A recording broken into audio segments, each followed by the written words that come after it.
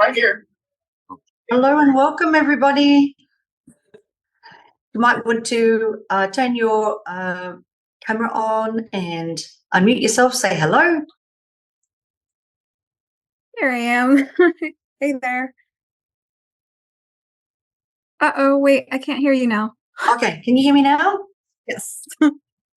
Yeah, I've just got an echo in my room. I'm just give me 1 second. I'm going to just turn everything off. Give me one.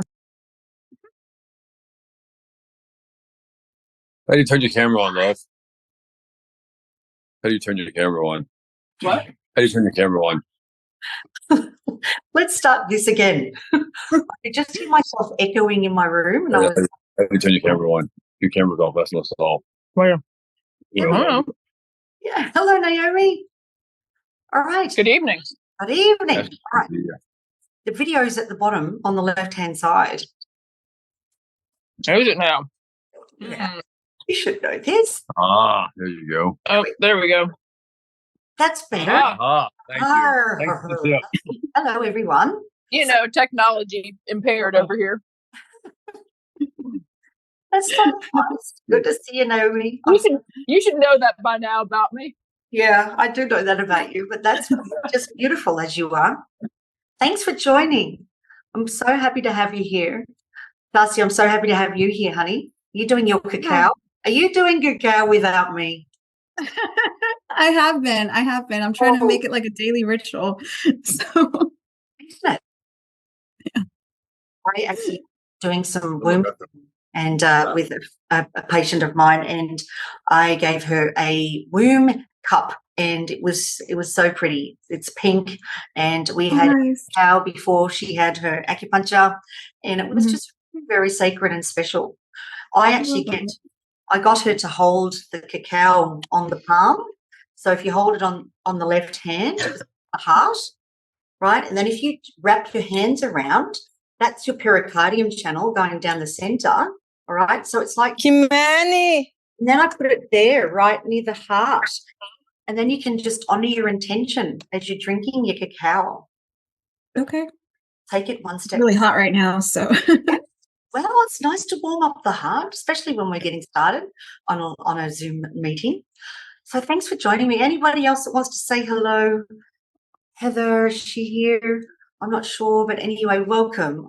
This talk is actually inspired by one of my patients who's been actually having, she's been having sleep issues, and so has her partner. So I thought I'd just design something around sleep. And I told you from our last Zoom live meeting that, you know, you guys are my teachers. So always remember you can ask me to prepare something for you for these talks, because often the questions you ask, people are really wanting to know the deeper answers. So this meeting is going to be about sleep, how good quality sleep fuels your fertility and your hormonal balance. I'll try to keep it brief. Each week I'm going to be covering a different fertility topic. So just remember, you can always ask me in school or in the Facebook group, you know, some ideas for topics. But, you know, what I encourage you to do is don't put your questions in the chat. Stay till the end of the meeting. Ask me directly. Turn your camera on. Let's have a chat and let's talk face to face. So if you've ever struggled to fall asleep, and I know we all have at some point, we all understand what insomnia is like. But if you've struggled through the night, you're not alone, all right? It's estimated that, you know, 20% of all Americans experience insomnia, with close to 60 million people facing sleep troubles in any given year. So chronic insomnia, this is when it becomes really repetitive, it's happening all the time, and you're just not sleeping. So, you know, it affects your mood and your cognition. You know what you feel like after you haven't had a good night's sleep? Well, imagine if this was happening day in, day out. So it's going to affect your mood and your memory. It's going to affect your cardiovascular health, your metabolism, and your immune system. But most importantly, because we are focusing on the fertility and, you know, this chronic sleep deprivation, it alters and it can damage the DNA. Now, that's the most crucial thing. And we need good DNA for good quality embryos. So I'm going to jump into the different types of sleeps. We'll start with the basics. So you've got all different types of sleep, and we need various types of sleep when you're going to sleep. All right, we want uninterrupted sleep, but we have light sleep, REM sleep, and deep sleep. These are the main forms of sleep.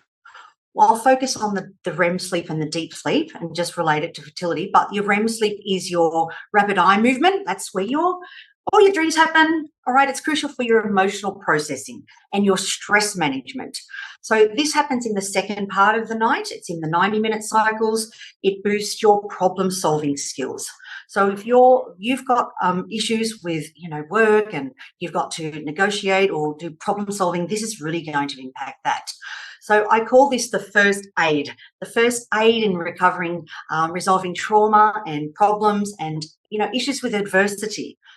And it's going to affect your cortisol. It's going to affect your gonadotropin releasing hormone, and these high levels of these high stress levels are going to impact these hormonal levels, which then impact ovulation, and then byproduct of that affects your fertility. Now, the deep sleep, this is also really important because it happens predominantly early in the night. So it weeds out all your unnecessary neural connections, all right? And the brain actually shrinks. It's amazing what the brain does. It shrinks for the lymphatic system to flush out all those toxins and waste products that can impair cognitive function. So, we need the deep sleep for your physical restoration. I call this the repair and rejuvenation. All right. So the deep sleep releases all your growth hormone. Now, this is what men need. We need lots of growth hormone for sperm. All right. So if you've got arthritis, if you've got pain, any musculoskeletal issue, if you've got autoimmune diseases, your deep sleep is so important because this is going to reduce your inflammation. It's going to improve your joint mobility, and it's going to reduce the pain. All right. So, deep sleep is super important for all of you that are really suffering in your physical body. All right. That's your rest and repair and rejuvenation.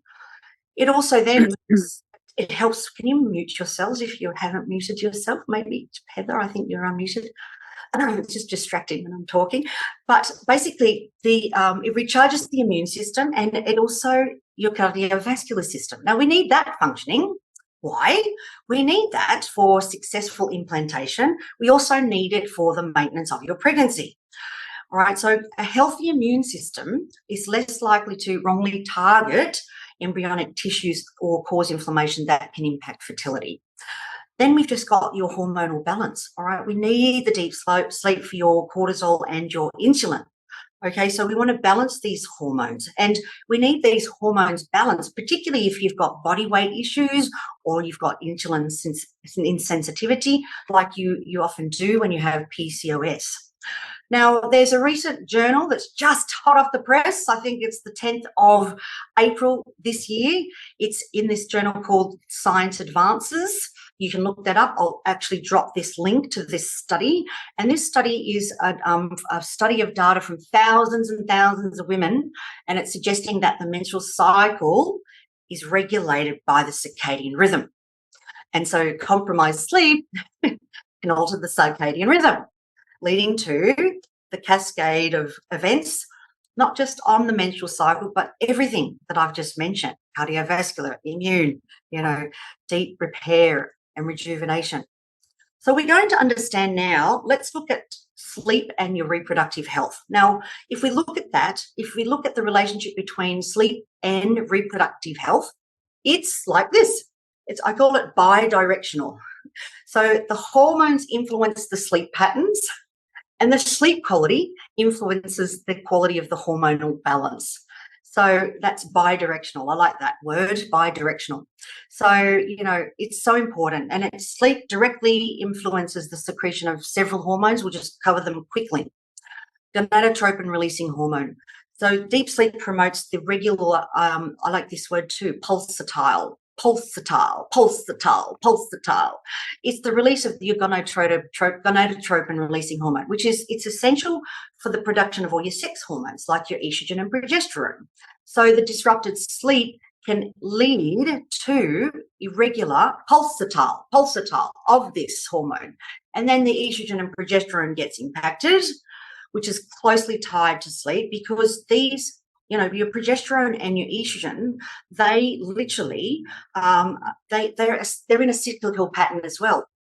You see, everything is in a pattern of homeostasis. We've got to get the homeostasis right. Then we've got the leptin and the ghrelin, love those words.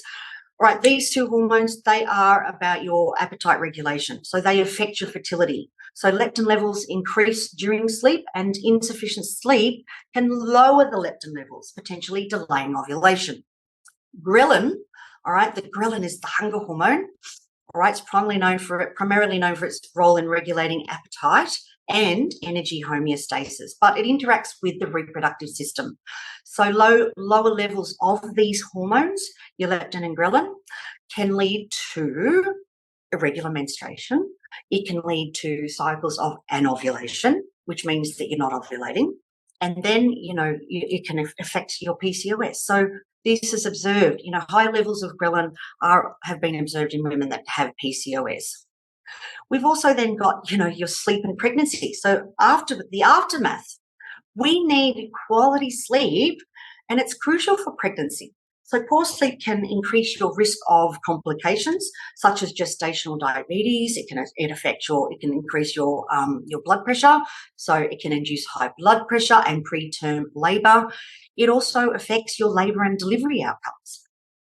It affects your mood. All right. So let's look at, cortisol. So high levels can suppress normal levels of progesterone. Now, this is interesting. Stay with me on this one, because we're going to follow a little stepping stone. All right. So if you're sleep deprived, the cortisol goes up. Now, cortisol and progesterone, they both compete for the same building block, which is cholesterol. Now, cholesterol is converted into pregnenolone. It's the mother hormone. And this is the precursor to all of your hormones, pregnenolone. So you see, if you're not sleeping, stress is up, it's just okay, the building blocks, they just start to crumble. It's known as the pregnenolone steal. You'll often see it written in articles, and people having debates about it. And it's a concept in which the body prioritizes, because your body is working for you, not against you. It's going to work for you. So it's going to prioritize the cortisol. All right. So, progesterone just gets a back step. Cortisol comes to the foreground, and it's your body is you're so sleep deprived or stressed, and it's your body's way of adapting to the stress is to produce more. So it's known as the pregnenolone steal, which is really sad when we're working in this niche. So you can see your sleep is so important, ladies. It's so important. Then we've got your melatonin, and it's affecting that. It's, your melatonin, I call this the hormone of darkness. It's produced during sleep, all right? And it not only helps regulate your sleep-wake cycles, but it plays a role in protecting your eggs. So it protects them from the oxidative damage, especially during ovulation.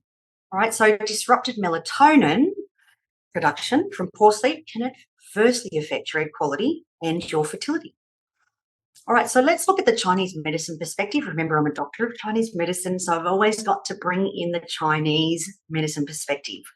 So in Chinese medicine, we look at sleep. It's a very yin quality, all right? And it's essential for nourishing the blood and the yin of the body, which are essential for, the regular menstrual cycle. So sleep and sleep deprivation can lead to liver qi stagnation, which often will present as irregular or painful periods. Sleep disturbance can interfere with we call it the heart and kidney, this communication between the heart and kidneys that gets disrupted.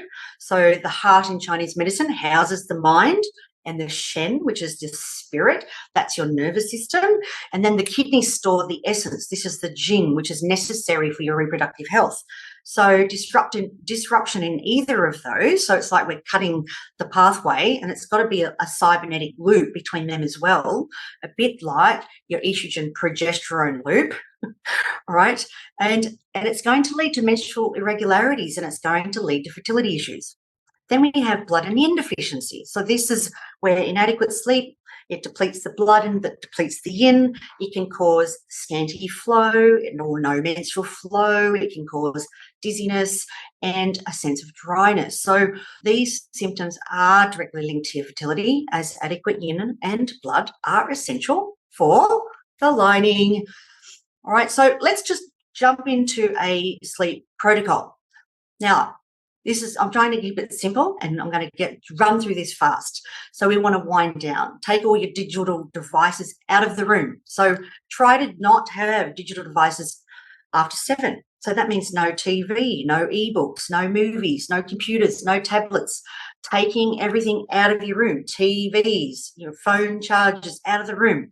If you do need to use anything at night, you're going to be wearing your blue light blocking glasses, all right? Because, at night, this can help you see an increase in your melatonin by up to 70%, all right? So we want to wear those blue light blocking glasses if you have to use these things. Ideally, we want to go to sleep at the same time and wake up at the same time. You see children, they are better with the sleep routine. They're better when, that's why they go to school. It's a routine. We're good at following routines. So go to sleep at the same time, wake up at the same time. Fewer liquids before bed, because that's going to get you up in the middle of the night. And we want, ideally, uninterrupted sleep. Okay, try to have your a light dinner 2 to 3 hours before bedtime.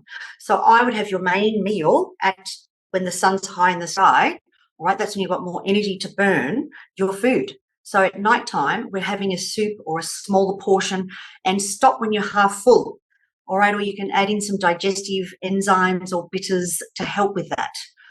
And then we're looking at, avoiding alcohol, avoiding caffeinated drinks, avoiding even chocolate. We want to have that, away from your sleep. We don't want it to affect your deep sleep and your REM sleep.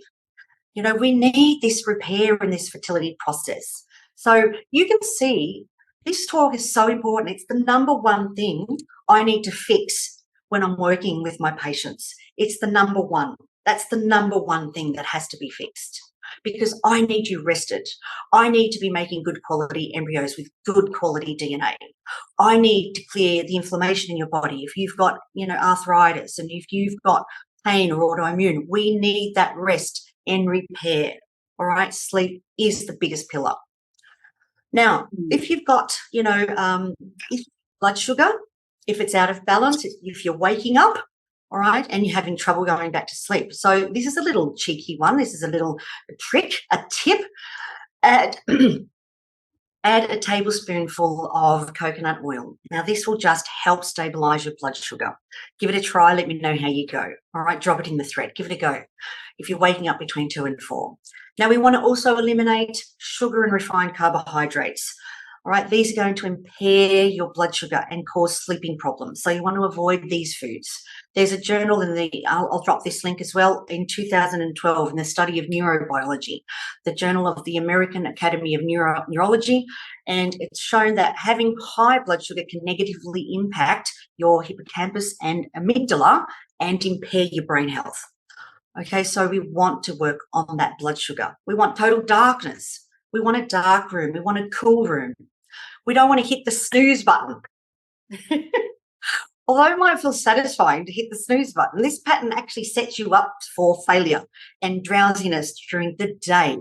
All right. So this, we need to get that circadian rhythm. As soon as that alarm goes off, you're up. Don't think about it. Just get up, because you're going to disrupt that circadian rhythm. And we need to start like an engine. If you keep stop, start, stop, start, stop, start, stop, start, it's just not going to work. We need it on. It's on. We're going forward, thrust and throttle, move forward. Consider investing in light blocking curtains, because the darkness is so important.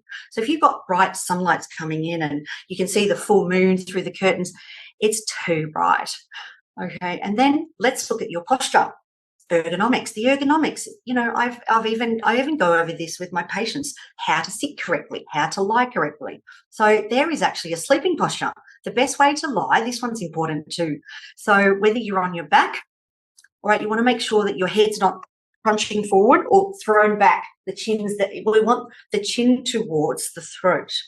And then you're in the perfect alignment when you're laying on your back. Now, if you've got injuries, what I suggest is that putting a pillow underneath your knees is going to take out the pain and discomfort, and it's going to support the neck. All right, so if you like to sleep on your back, you could try that. So chin towards the throat, make sure your pillow's high enough. Sometimes your pillow is too flat. The other posture, which is really important, is on your side. It's like being in the recovery position, but put a pillow between your knees. And you're not laying directly on the shoulder, you're almost on the shoulder blade, all right? Okay, so you have a lot of people that get shoulder problems from sleeping on their side because they're sleeping directly on all of those muscles there, and they compress the nerves. So you sleep on almost on the shoulder blade, yes, and put the pillow between your legs. Give that a go. Let me know how you go. Then waking up, this is interesting. We want morning sun exposure. Get outside, calibrate your circadian rhythm by looking at the sun. You know, it's the giver of life. So we want to either, let's look at a 20-minute walk or drinking. You know, if you are low cortisol in the morning, some licorice tea or ashwagandha tea if you have high blood pressure. You know, you can do that. All right, if you have high cortisol, then you could look at, you know, lemon balm. All right, so there's all different teas. You just got to make sure that it's appropriate for your condition. So these are just gross generalizations. But, you know, some people wake up really groggy. So the ashwagandha is an adaptogen and the licorice is an adaptogen. It lifts you up. But if you're wired and running around like a crazy person, then we want to calm you down, right? So it may be a peppermint tea, all right? So let's look at how we wake up and going for a 20-minute walk, having some sun exposure on the face. It's really going to set that circadian rhythm. Now, if you're going to bed, let's look at a couple of supplements. Now, these GABA is one of the things that I love. I love playing with GABA, but it's not appropriate if you're pregnant. So you could do it while you're trying to conceive, but if you're in the 2-week wait and, you know, we're just on that precipice of doing a pregnancy test, I would avoid the GABA, all right? But you can try about 300 to 500 milligrams of GABA. It's a neurotransmitter. GABA is a neurotransmitter, and it's an inhibitory one because it blocks or inhibits certain brain signals, and it decreases the activity in your nervous system. I do it sublingually under the tongue. It works a treat. So I've given all of these a try, by the way. These are all road tested by yours truly. Melatonin, I'll often prescribe this when I'm fixing things, you know, especially if it's been disrupted for so long, 3 to 5 milligrams of melatonin, it's safe to take while you're trying to conceive. If you're really concerned about, you know, take what you're taking while you're trying to conceive, my 2 favorites are lavender, the aroma of lavender. So you could diffuse the lavender oil in the room, or you can apply a diluted solution topically. I'll use a carrier oil, sometimes coconut oil, you know, just put that on the pillow, even a couple of drops, or on a handkerchief. Or then we've got my favorite, which is magnesium. I think I mentioned magnesium in every meeting. This is a supplement I recommend at bedtime, around 300 milligrams of the magnesium glycinate. Now, I sell this in my supplements store, and if you do buy it from me, you receive a 20% discount, and that's on drfionadesoni.store. So your magnesium glycinate is amazing. You can even take that through your pregnancy. So as I've mentioned, cool, dark room, right? The curtains, what else? We want even setting up your sleepy time like a baby, a warm bath, a tepid bath, not too hot, not too cold, with about 500 grams of Epsom salts in the bath. And then we can look at some herbal teas. So in Chinese medicine, we often use the rose petals. I love this. Mei Gui Hua. It works on the liver and spleen. It harmonizes the blood. So it really anchors the Shen. All right. But yes, you can try lavender, lemon balm, chamomile. These are okay to try. Peppermint tea if you're that hot and wired type, it's really cooling. And then we get to the breathing. So I often will get my patients just to do, you know, 7 to 8 rounds of lower diaphragmatic breathing. I'll often get them to do that, connect the heart with the womb space, and use, so it's a sensory experience of really reminding yourself of what we're doing here. We're making babies, so it's important that we turn on that parasympathetic nervous system and just breathe into your belly. Let it rise and fall. The other breathing technique, which I love, is 4-7-8. So we inhale for 4, hold for 7, exhale for 8. It's awesome because it literally turns on the parasympathetic nervous system. And most of us, when we have sleep issues, we're operating in fight and flight response. All right. So just remember that when you get into bed, ideally, let's jump into bed 10 p.m. We want to be in bed lights out by 10:30, asleep by 11. We do not want you awake above 12 a.m. It's so, so important. So 2 hours, every hour before midnight is equal to 2 hours of real-time sleep. So that means if you get to bed if you got into bed at 9:30, and you're lights out by 10 and asleep by 10, because it normally takes about half an hour to go to sleep for most people on average. This is the average. For me, I'm hit the pillow and I'm gone. See you later. Senorita, see you later. But, all right, just think of that, 2 hours extra. So 10 to 11, that's 2 hours. 11 to 12, that's another 2 hours. There's 4 hours already, and we're looking for 7 to 9 hours ideally. So let's jump into bed earlier, ladies. It's the way to go. And, Chinese medicine's been talking about this for thousands of years, which is why I love the Chinese medicine. So this protocol, just remember it's for men too, because we need healthy sperm. We need them to fix their sleep. All right, we need it because it affects your sperm production, your spermatogenesis. And, if you're having sleep issues, the testicles are tending to overheat. So you are cooking your sperm. So we need the sperm to be about 4 degrees cooler than the rest of the body. So let's try and get good quality sleep. And then weighted blankets. This is another beautiful technique. I've just got my weighted blanket. It's amazing. And it makes you feel, if you've got anxiety and that's affecting your sleep, it's so amazing. It just feels like you're back in the womb. And then to finish, gratitude. All right, let's think of things like a lot of people, they get into bed, they relax, and that's when all the worry, all the fear, all the anxiety comes up because they're finally stopped. I have patients that do not stop, and they get into bed and then they get wired because all the thoughts start ruminating, and they're the hamster in the wheel. So if we can slow down, do some belly breathing, perhaps have a gratitude journal beside the bed, and we can just write down the 3 things that we're grateful for and genuinely grateful. It can be just the little things like, the flowers that are blooming in spring, the gentle breeze. I woke up and I had my, I didn't hit snooze. I'm grateful for that. Okay. In Chinese herbal medicine, we have some formulas. I'll quickly run through those. These are my top 5, I would say, for, regulating sleep, looking after the nervous system. So Swan Zhao Rentang. I love this, when you've got difficulty falling asleep due to irritability and restless thoughts, and that's going to affect your hormonal balance. And it also nourishes the spirit and nourishes the blood. And that's one of my favorites. So that's my number 1. We've got Tianwang Bushindan. I love this formula for enriching the red and enriching the yin and nourishing the blood. It's that, when I said earlier about the heart and kidneys being out of alignment. So it's that conduit. It treats the insomnia. It treats heart palpitations. It's that adrenal overload. So, there could be, sweating as well, so it's a really yin nourishing tonic. Guipitang, this is restoring the spleen. This is the spleen and heart in Chinese medicine. This is what produces your blood and qi, and it helps with sleep problems related to worry. So lots of worry, lots of overthinking, fatigue, and then you could have menstrual irregularities, and you could have short cycles or longer cycles or really excessive bleeding when I'm going to prescribe Guipitang. Ansh and Dingzhi 1, this is another formula that I might use for insomnia. By Di Huang 1, this is usually when I'm hitting that perimenopausal phase where there's, night sweats and hot flushes, and it helps stabilize the mood that's often associated with that. If I'm looking at acupuncture, heart 7, so look at your pinky, heart 7, we call this Shenmen. It's on the wrist crease, on the radial, on this ulnar side of the ulnar tendon, sorry, and it's also, you can go both ways, the radial side or the ulnar side of the tendon. You can actually access heart 7 both sides. So it's known as the spirit gate. It calms, it treats insomnia.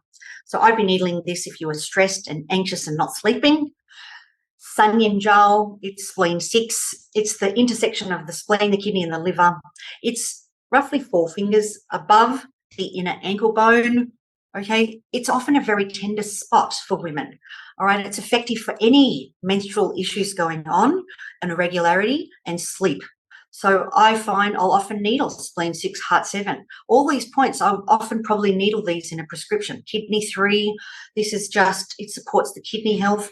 This is just between the ankle bone and the Achilles tendon.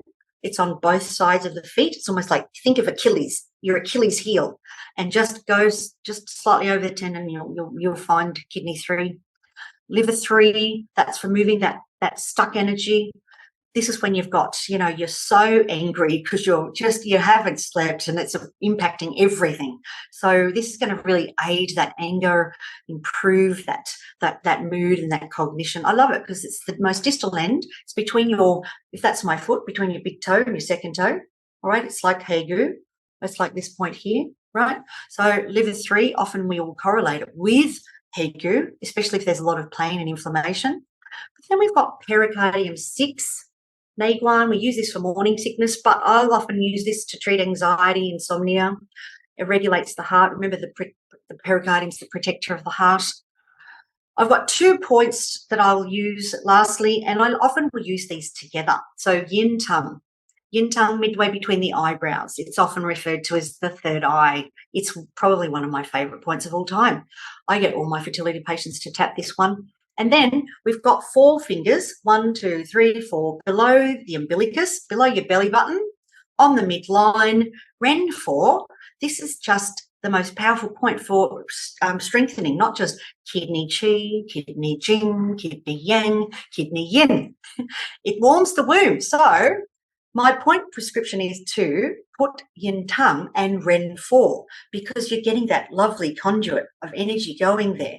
All right, and it just grounds the mind, helps you sleep. It brings the Shen, it anchors the Shen back into the heart, so it calms your nervous system. So I've kept this to 30 minutes. The biggest takeaway is I want you to know sleep is one thing you can control, and eventually it will change your life when you can control it by following this protocol. And just remember this, nurturing your night can nurture your future.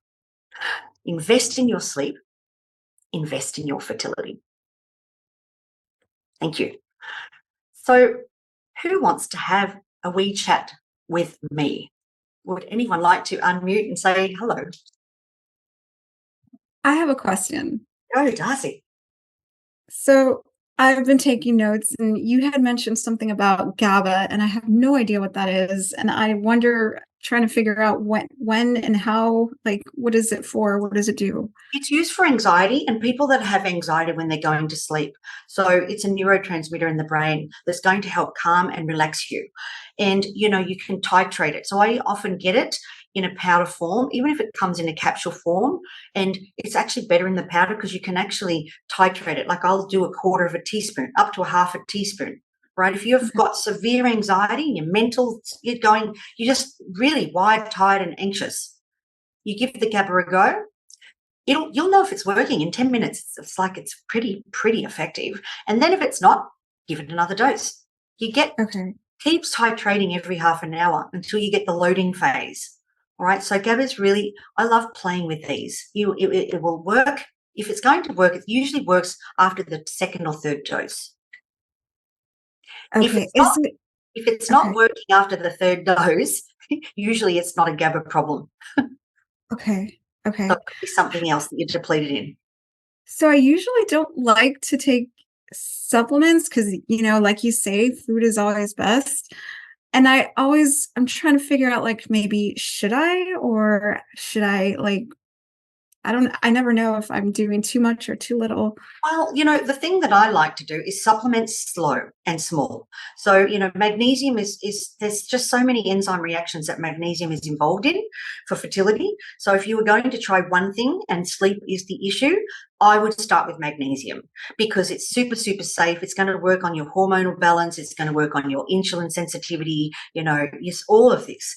It's going to relax you. It relaxes all the muscles. So, remember the heart is a muscle. So if you were going to start, less is best. I've always said that. But magnesium's found in it's found in your cacao. It's found in your leaf. So you're already getting a hit of magnesium there, Darcy. Yeah, I am. And the other day, it was like maybe a few weeks ago, I had like a really nervous breakdown. And so I just told myself, okay, I'm going to chill out. And I had some hot chocolate or the cacao. And I noticed that I was just a lot calmer. My body was I felt like, I know. just like I was coming out of it. Yeah. I am so involved in cacao ceremony now. It's just become part of my life. As you know, you and I have talked about this, and we do our full moon cacao rituals. And anyone that would like my little PDF on how to set up your cacao ceremonial grade, please let me know, and I can drop that to you. Because cacao's awesome when you're trying to conceive. It's rich in all those phytonutrients and minerals. It's got, magnesium. It lowers cortisol. It boosts progesterone. So cacao is just one thing that I think is amazing. So maybe just stick to that. You can have a cup a day, Darcy. Okay. Throughout both, like follicular and luteal, right? Okay. Mm-hmm. Are there any other questions for me? Please unmute. Put your video. Yes, I have a question. This is Vanessa. How are we, darling? You gonna put your video on? Oh, okay. Yeah, sure. I love talking to Faith. There we go. Hello, beautiful. So good. Okay, so I came in a little bit late. You may have covered this, but how bad is it to have your cell phone on while you're sleeping? Because my husband likes to play a little bit of music, and it's beside the bed, but like on the floor. Okay. Well, this is what we can do. What are your thoughts on that? Play music and then take it out of the room. It's just that simple. You need to get things out of the room. There's so EMFs. We need them out.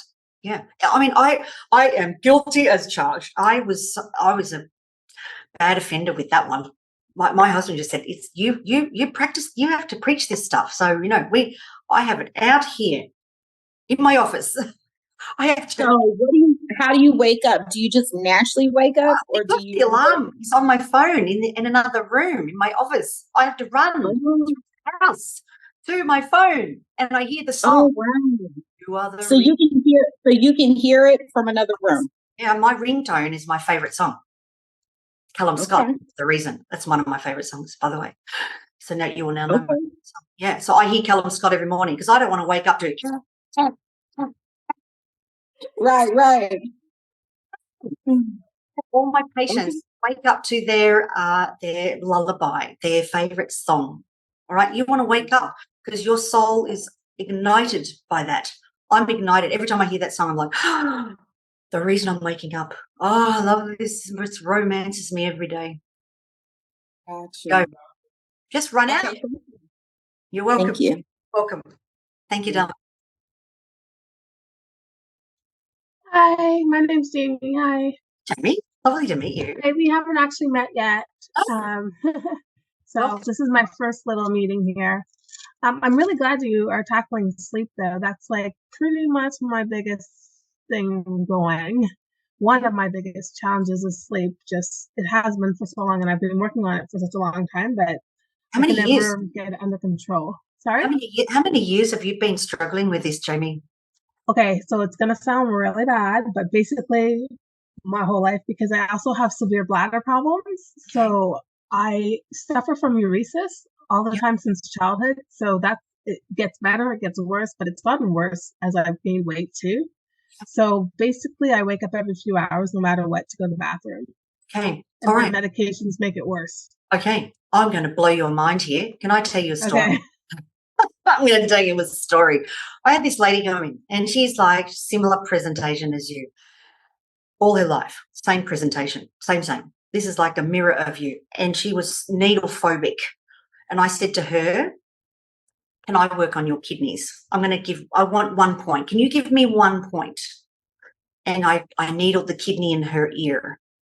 Okay. Just on one side. Yeah. I needled the kidney it's in the ear is a representation of what's going on in your body, a bit like the eyes in iridology. So I said to her, and this is really interesting. It's a beautiful story. But literally the next day, I get this message at 11:11. Energetically, I see that as a portal. It's a portal to the divine.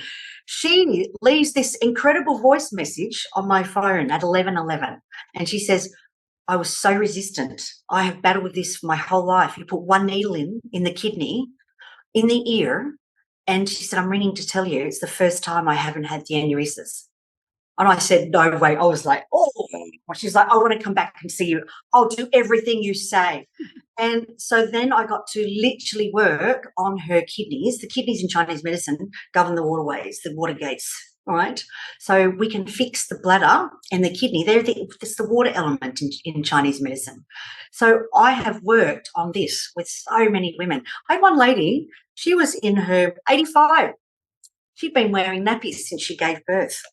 How horrific is that as an 85-year-old to be, from the time she was in her late 20s until 85, and we stopped all of that incontinence. So it was astounding. Again, we worked a lot on the kidney. We worked a lot on kidney and heart because it was affected for so long. There was such a depletion of yin, especially the kidney yin and the jing. So my recommendation to you, if you haven't tried acupuncture, I think you need to give it a go and tell them to work on your kidneys and bladder. Sounds like a good plan. I would try it. Yeah. Yeah. What have you got to lose? Nothing. I would try anything, really. Exactly. Please let me know. Follow this up with me. I love reshares because, when you have something like this, it inspires women to try this and to stay on this path because it's a path of discovery. And, you've got to remember you were born, like perfect. Yeah. So you weren't born with this issue. Yeah, you wet your nappy and all that kind of stuff. But the reality is we can come back to that level of perfection. We can find that balance. It's just an imbalance in your body. And it can be from trauma. It can be from something that may have happened when you were little.